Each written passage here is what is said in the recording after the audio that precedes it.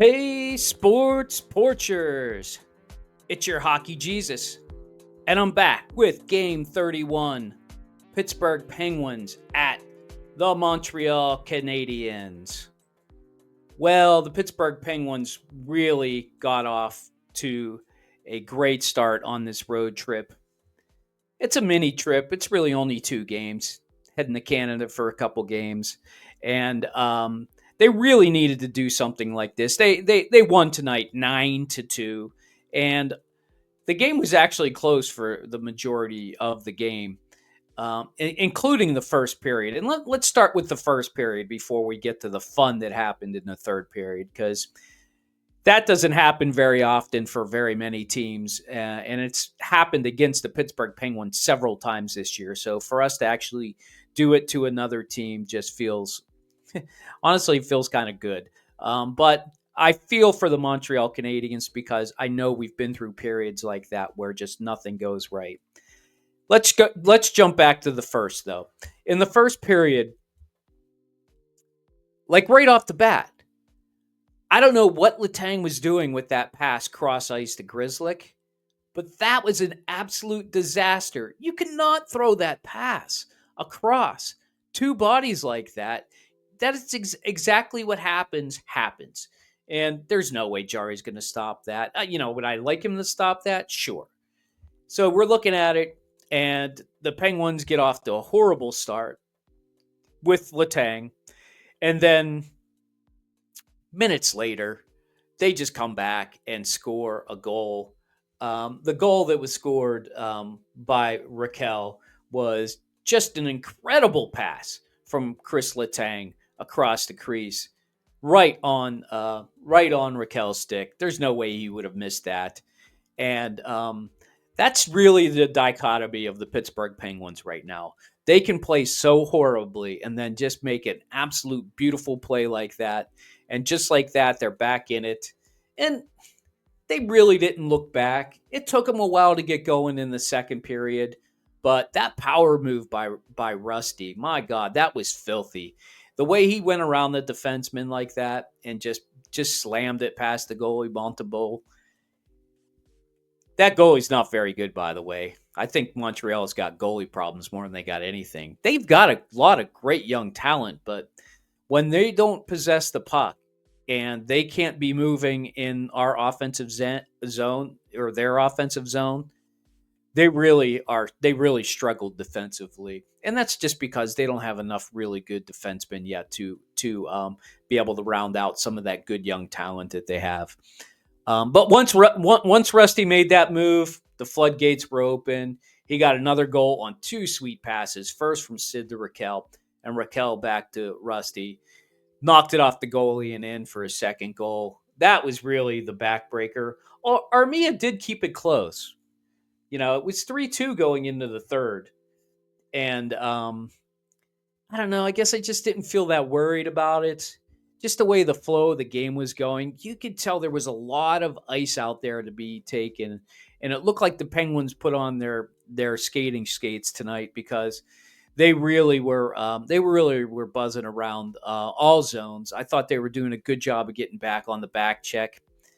There was a time there where after I think Armia scored, after Raquel scored, that it looked like the first time, it looked like Jarry had to make a couple really nice saves to keep them from taking the lead.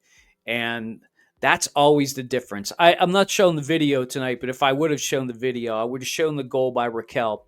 And then the very next shift, the same old ghost that haunt us all the time, almost came back to bite us. But Jarry made a great save. And that's all you need from Tristan Jarry. You need timely, good saves. And that's what really keeps this team together. Let's talk about the third period a little bit. This just doesn't happen very often. After Raquel scores, Letang gets a power play goal. It looked like the puck just made it through.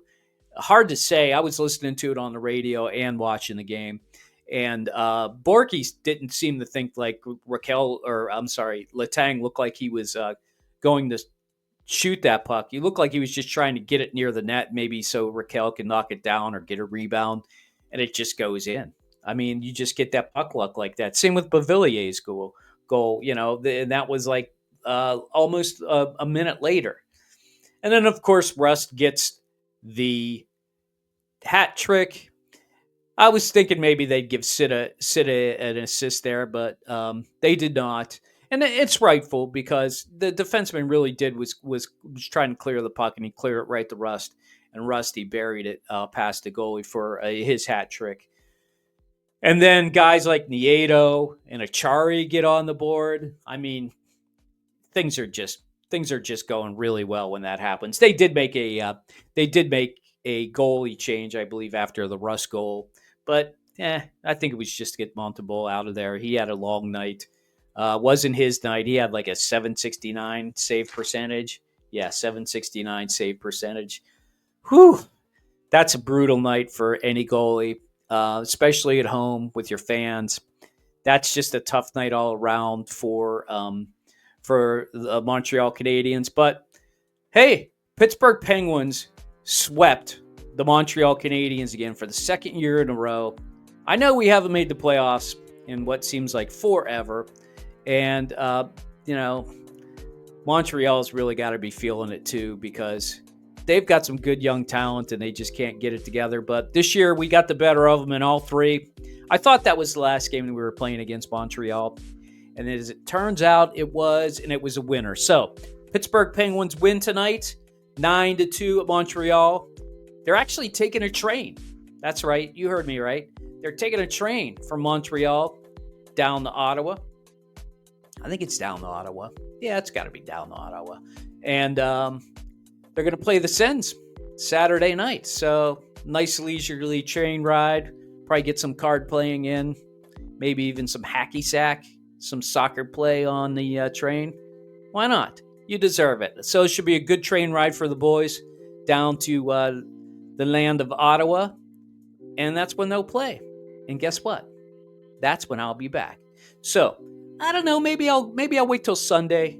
I like to play some video for you guys. I think you like the video. Let me know if you like the video. Leave a message down at the bottom. And if you haven't, please hit that subscribe button. You like what you're hearing here? That's what we do here at the porch. We give you analysis. Look, I called out Sid and Geno in the last one, and Rusty performed. That first line was hot tonight. Sid had 3 points. I'm in it for Sid.